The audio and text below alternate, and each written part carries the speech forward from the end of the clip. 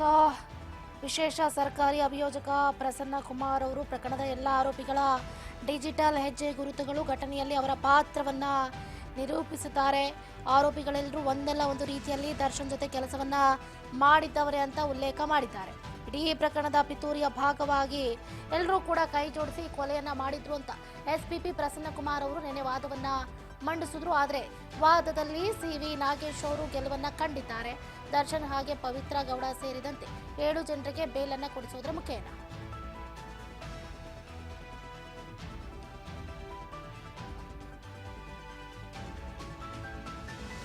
ಬೇಲ್ನಿಂದ ಪರದಾಡ್ತಾ ಇರುವಂತಹ ದಾಸನಿಗೆ big relief ಸಿಕ್ಕಿದೆ. ವಾದ ಪ್ರತಿವಾದದ ಬೆನ್ನಲ್ಲೇ ಸಾರಥಿ ಮತ್ತು ಟೀಮ್ಗೆ ಬೇಲ್ ದೊರೆತಿರುವಂತದ್ದು. ಬೇಲ್ ಸಿಕ್ಕ ಮೇಲೆ ದರ್ಶನ್ಗೆ ಸರ್ಜರಿ ಆಗುತ್ತಾ ಹಾಗಾದ್ರೆ ಇಲ್ವಾ? ಟಿ ಗ್ಯಾಂಗ್ ಲೀಡರ್ಗೆ ಅಂದ್ರೆ ಇನ್ನು ಡೆವಿಲ್ಗೆ ಶುರುವಾಗಿದೆ ನಯ ಟೆನ್ಷನ್.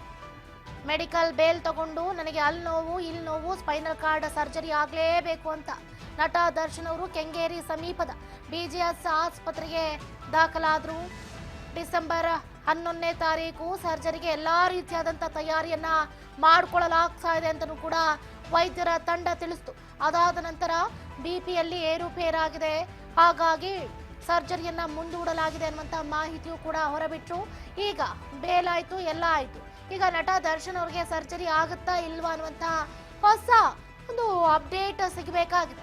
ಬೇಲ್ ಸಿಕ್ಕ ಮೇಲೆ ಹಾಗಾದ್ರೆ ದರ್ಶನ್ ಅವರು ಸರ್ಜರಿಯನ್ನ ಮಾಡಿಸ್ಕೊಳ್ತಾರಾ ಇಲ್ವಾ?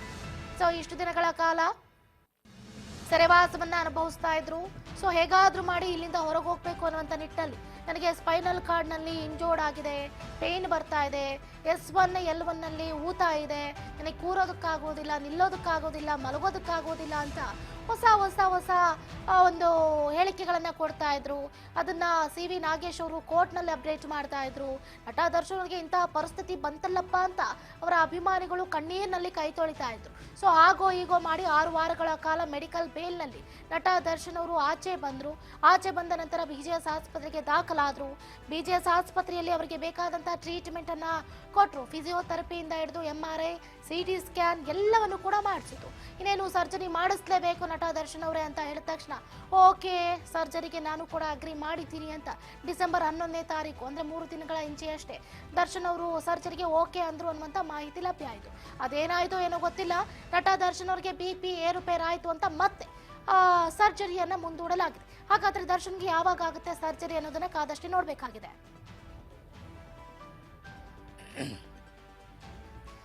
ಸರ್ಜರಿಗೆ ಸ್ಯಾಂಡಲ್ವುಡ್ ಸಾರಥಿ ಹಿಂದೇಟಾಗ್ತಾ ಇರೋದು ಯಾಕೆ ಅನ್ನೋದನ್ನ ಗಮನಿಸಬಹುದು. ದರ್ಶನ್ ನಂಬಿ 100 ಕೋಟಿ ರೂಪಾಯಿ ಇನ್ವೆಸ್ಟ್ ಮಾಡಿಬಿಟ್ಟಿದ್ದಾರೆ. ಈಗಾಗಲೇ ಪ್ರೊಡ್ಯೂಸರ್ಸ್ಗಳು ಒಂದು 4-5 ಚಿತ್ರಗಳಿಗೆ ದರ್ಶನ್ ಅವರಿಗೆ ಅಡ್ವಾನ್ಸ್ ಕೂಡ ಕೊಟ್ಬಿಟ್ಟಿದ್ದಾರೆ. ಸೊ ಒಂದು ವೇಳೆ ಏನಾದರೂ ಸರ್ಜರಿ ಮಾಡ್ಕೊಂಡ್ರೆ ಸಿನಿಮಾಗಳಿಗೆ ರಜೆ ಹಾಕ್ಬೇಕಾಗತ್ತೆ. ಡೆವಿಲ್ ಸೇರಿದಂತೆ ಉಳಿದ ಸಿನಿಮಾಗಳಿಗೆ ತೊಂದರೆ ಆಗುತ್ತೆ. ನಿರ್ಮಾಪಕರ ಬಗ್ಗೆ ಯೋಚನೆ ಮಾಡ್ತಿದ್ದಾರೆ ನಟ ದರ್ಶನ್ ಸಿನಿಮಾ ವೃತ್ತಿಗೆ ತೊಂದರೆ ಆಗೋ ಸಾಧ್ಯತೆಯೂ ಕೂಡ ಹೆಚ್ಚಿದೆ. ಸದ್ಯಕ್ಕೆ ಕುಟುಂಬಸ್ಥರು ಗಟ್ಟಿ ನಿರ್ಧಾರವನ್ನ ತೆಗೆದುಕೊಂಡಿಲ್ಲ. ಕೆಲ ದಿನಗಳ ಕಾಲ ಚಿಕಿತ್ಸೆ ಪಡ್ಕೊಂಡು ಆಮೇಲೆ ನಿರ್ಧಾರವನ್ನ ತಗೊಳ್ಳುವಂತ ಚಿಂತನೆಯನ್ನ ಮಾಡ್ತಾ ಇದ್ದಾರೆ ಅನ್ನುವಂತ ಮಾಹಿತಿ ಲಭ್ಯ ಆಗ್ತಾ ಇದೆ. ಸದ್ಯ ಕೆಂಗೇರಿ ಬಿಜಿಎಸ್ ಆಸ್ಪತ್ರೆಯಲ್ಲಿ ದಾಸನಿಗೆ ಗ್ರ್ಯಾಂಡ್ ಆಗಿ ಟ್ರೀಟ್ಮೆಂಟ್ ದೊರೀತಾ ಇದೆ.